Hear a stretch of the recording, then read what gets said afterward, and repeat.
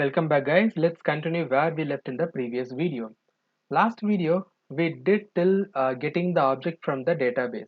Now what we are going to do is we wanted to verify the user is actually the valid username or not. We know the email ID is a valid, okay, we know the email ID is a valid.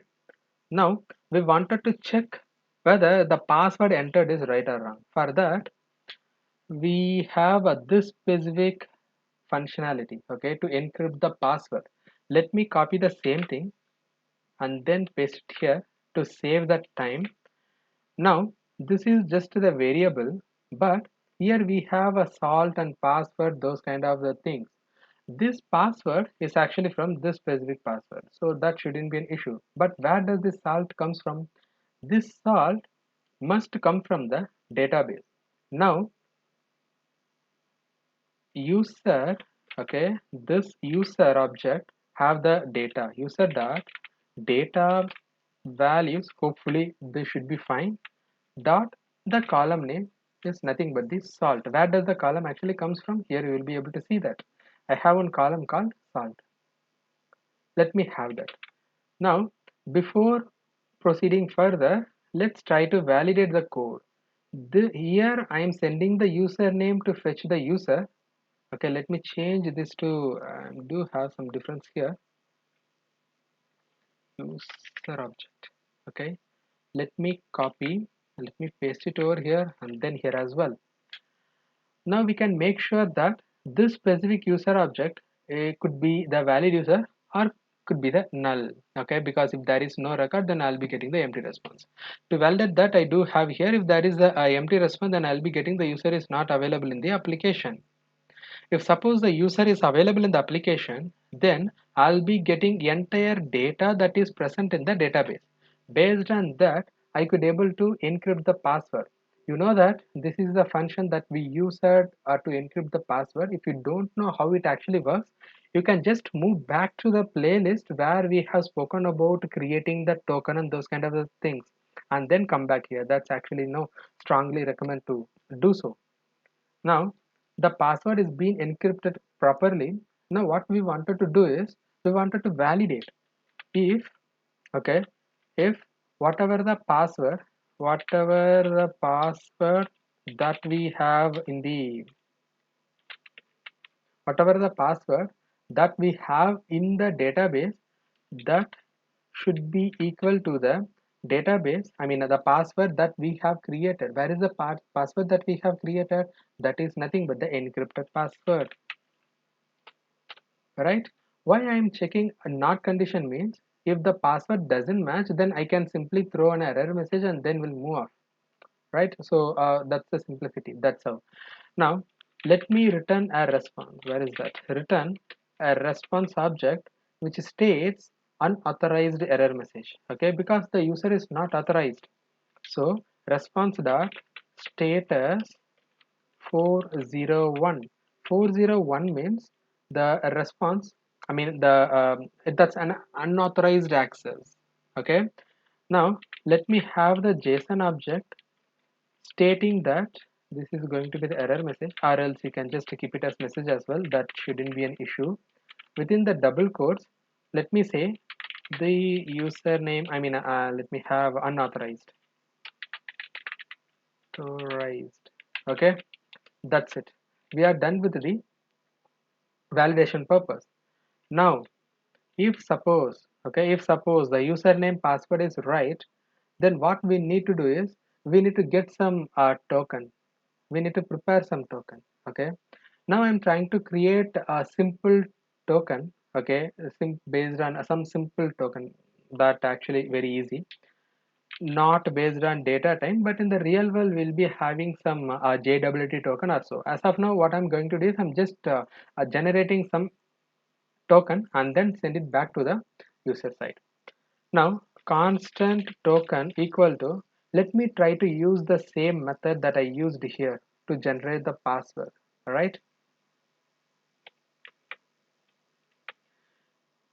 I know that this is actually the repeated thing. You can make use of that function and invoke the function wherever you required that, but that's okay. This is a learning purpose.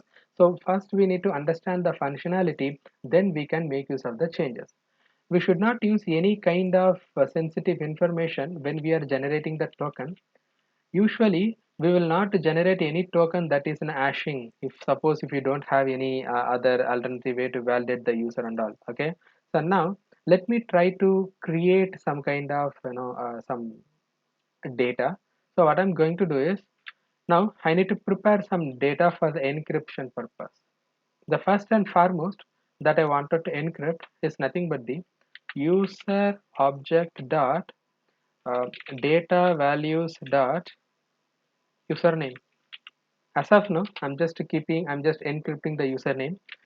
This username object, I mean this specific generated token will be sent in the response. Okay.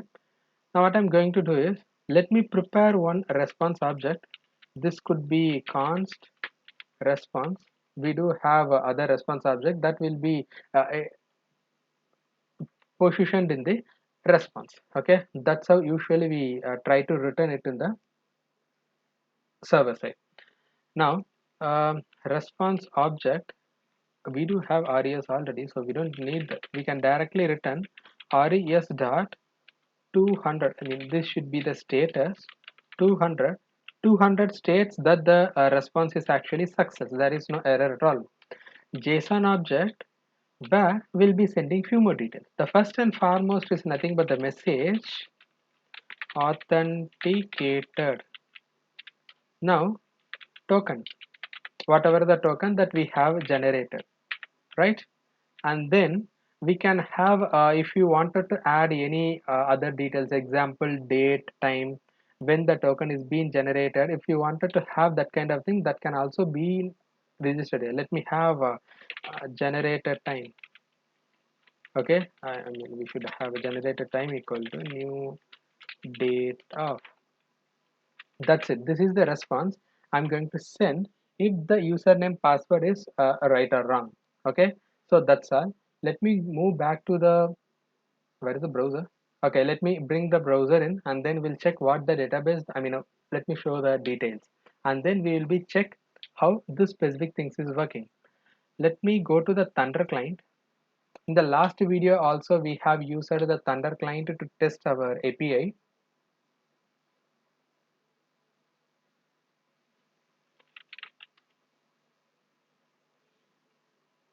Okay, here is the browser. In the YouTube database, I do have only one table registration. This is the password, but unfortunately, I forgot what is the password that I kept. Hopefully, I do have here. Okay, here you can see that my username is gopi@gmail.com. My password is test@123. Let me use the same username and password. New request. This is also going to be the post request. Let me copy the same thing and then paste it here. Okay, instead of register we must have login. In the body section we wanted to send the content in the JSON format. The username should be there, that is nothing but whatever the username that we do have here. Let me copy, paste it over here so that we can make use of that, right? The JSON response is actually prepared. Now what we need to do is, before doing any other operation, we wanted to start the backend, then only it will work, right? We wanted to make sure that everything actually works fine in the code level. Let's wait for a couple of seconds, it will be started, and here you can see that app running 8082. We have connected to that. Database is also established. Let me send the request and you'll be getting some response stating 404 not found. Let me go back and check the route file. Let me have a login and then let me check one more time. I'm just invoking the constructor login method. Within that I do have login. So where does the model registration, then login? Here I have login. I must have used login here, then only it should work. And this login should get imported from the model. Done. For each and every save it actually get reloaded, shouldn't be an issue. That's fine. Let me move back to the new request. Let me send the request again. You can see that the message is actually unauthorized. Why? Because let's check. It is actually working fine. It's actually working fine. The username password. The username is already there. There is some problem with the password that we are sending. That's why we are getting the unauthorized. The endpoint is actually working fine. Okay. Likewise, only we will be developing that. We do have some issue with the application that will be fixed in the next video. Thank you till then.